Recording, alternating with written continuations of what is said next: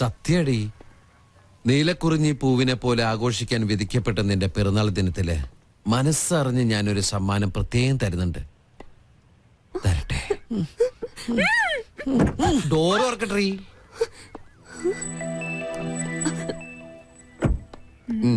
എന്താ A gift for you. വീണ്ടും എന്നെ പറ്റിക്കാനാ?